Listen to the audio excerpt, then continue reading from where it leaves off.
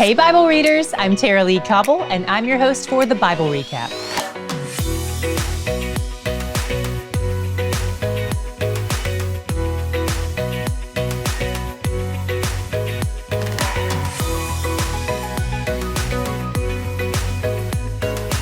Welcome to our November Reflections and Corrections episode. Let's start with the reflections. We just finished our 47th book of the Bible, which is our 8th book of the New Testament, and we're currently working our way through 2 others. So let's get the 30,000-foot view on where we are in the chronological timeline of the Bible's overall meta-narrative. The Bible is one unified story. In Genesis, God sets out to build a relationship with one particular family, but things go terribly wrong when they fracture the relationship through sin. But their sin doesn't surprise God. He already had a plan in place to restore this relationship even before it was broken. And he continues working out his plan immediately, undeterred and unhindered by their rebellion. He sets apart Abraham to be the patriarch of the family God calls the Israelites. They're a bunch of sinners just like us. God blesses them despite their sin, but sin still has its consequences. One of the long storylines of consequence is of the 400 years they spent enslaved in Egypt. God sends Moses to set the Israelites free from slavery. They flee to the desert, where little by little, God gives these people the basic rules of how to have a stable society. They're uncivilized people who've only just met God and Moses, and they're not keen on obeying either of them. In the midst of their sin and stubbornness, God knows that what their hearts need is Him. So He sets up camp among them in the desert. More than anything, He wants them to remember who He is to them, the God who rescued them out of slavery. But they keep forgetting, and every time they forget, they either get fearful and disobey, or they get prideful and disobey. 40 years after He rescues them from Egypt, their new leader, Joshua, leads them into the Promised Land and commands them to eradicate their enemies who live there, the Canaanites. God has warned them repeatedly that if they don't drive out the Canaanites, they'll become a snare and lead them away into apostasy. And that's exactly what happens. So God raises up military leaders or judges to drive out the enemies who are leading His people astray. But this doesn't deal with the problem of their hearts leading them astray. The Israelites do whatever they want, leading to near anarchy. Despite this, there are pockets of faithfulness among the Israelites, and even among foreigners whose hearts have turned toward Yahweh. Pagans like Rahab and Ruth who turned to follow God and His people. God has been telling us all along that He's going to build His people from among every nation, and this is evidence of that. Next, God raises up Samuel the prophet to lead the people. But what they really want is a king. God tells Samuel to give the people what they want, but that it's not going to go well for them. Their first king is Saul, a fearful man who makes rash decisions without consulting God. Then a shepherd named David is positioned as Israel's second king. He is a man after God's own heart, but he's still deeply flawed. He makes a few decisions that mark him for life, but they don't mark him for eternity. God shows him astonishing amounts of mercy and grace. David is succeeded on the throne by his son Solomon. Despite being the wisest man who ever lived, he has a problem with womanizing and worshiping other gods. Yahweh is generous to him nonetheless and gives him the distinguished assignment of building Israel's first temple, the place where God came to dwell among the people in the midst of the Promised Land. After Solomon dies, the nation-state of Israel is divided into 2 separate kingdoms. Over the 350-ish years of the divided kingdom, God sends several prophets to warn both northern Israel and southern Judah about what's going to happen. They'll be overcome by other nations. First, the Assyrians defeat northern Israel and take them into captivity. Then southern Judah eventually falls under siege by the Babylonians. When southern Judah falls, many of God's people in Jerusalem are carried off into exile. But God promises them that there's a timeline on this exile. He will bring them back to the land in 70 years. Not only that, but He'll punish the enemies who are oppressing them. And He doesn't leave them alone during their exile in Babylon. He sends prophets to remind them of His promises and the fact that His character has remained the same through all the generations, through all their sins. He's always been working out His plan for restoration.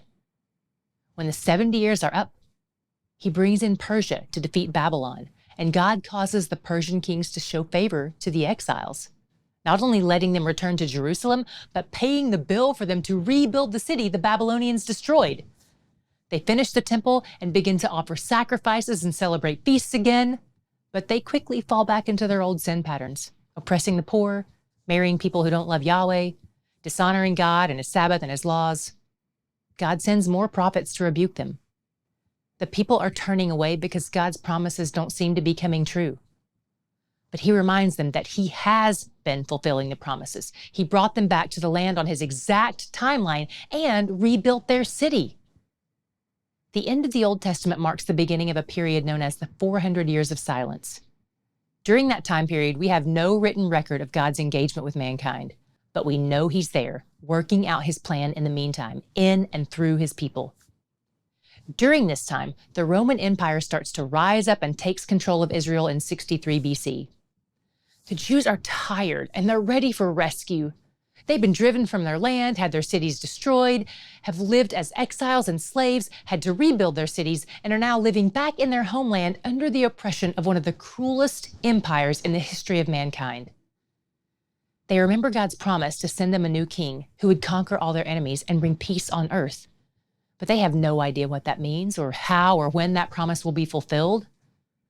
Around 7 BC, the New Testament picks up, and once again, we see God actively working out His plan for redemption. He sets apart a man named John the Baptist. We call him JTB. He's the forerunner who will prepare the way for the Messiah. JTB's cousin is a man named Jesus. And Scripture repeatedly tells us that Jesus is God the Son who has come to earth to live as a human. He's fully God and fully man, and He serves as another manifestation of the temple of God, where God comes to dwell in the midst of His people. Even before His birth, it's evident that He is the fulfillment of all the Old Testament prophecies about the Messiah. Jesus begins His ministry around age 30 after JTB baptizes Him. Then He calls some disciples to follow Him. They're from all walks of life, from the lowly fisherman to the wealthy tax collector. They travel all around the Galilee region as Jesus preaches the message of repentance and the hope of the kingdom of God. The disciples see Him perform all kinds of miracles, from simple things like making lunch for thousands at the drop of a hat, to casting out demons, to healing the sick and raising the dead. Jesus seems to show special attention to those who are the outcasts and the overlooked. And He even ventures into the non-Jewish areas to spread the gospel to the Gentiles, which is all non-Jews. While Jesus is generous and loving, He also has harsh words. He speaks with passion against people who oppress the poor and who are self-righteous, like the Pharisees and the Sadducees. They've added to God's basic laws with their own burdensome rules, and they look down on others who don't live up to their standards. Jesus calls them whitewashed tombs. The outside is shiny, but they're dead inside. Jesus takes the good news of God's rescue everywhere He goes and promises His disciples that even though He'll go away from them someday, they will continue to carry that good news with them and preach it everywhere to everyone who hasn't heard. They're part of an unstoppable kingdom, one that will push back the darkness with the light of the gospel of Jesus. He begins to speak more frequently and clearly about His death, and even tells His followers that one of them will have a role in making that happen, Judas Iscariot. When the week of His death comes, He's in Jerusalem, preaching in the temple, prophesying, having dinner with His apostles, and then, just like He said, Judas hands Him over to the religious leaders. He's tried by both the Jewish religious leaders and the Romans too. And even though Rome declares Him innocent, the people want Him killed anyway. They crucify Him and bury Him. But even death is not the end for Him, because He's been telling them all along that He will raise from the dead and that His kingdom is eternal and unstoppable. He lives on earth in His resurrection body for 40 days before ascending to heaven, leaving them with a promise to return and to send His Spirit to be with them in the meantime. About a week later, His Spirit comes to dwell in believers. Through His Spirit and His followers, the message of the gospel is spread to the Gentiles, churches spring up in other countries, and apostles go as missionaries to help support and train those churches, even in the face of oppression and imprisonment and beatings. Through all of this, they seek the Spirit for guidance as they encourage the churches, direct them, and even rebuke them. The main problems the churches are having relate to two different types of cultural issues and questions.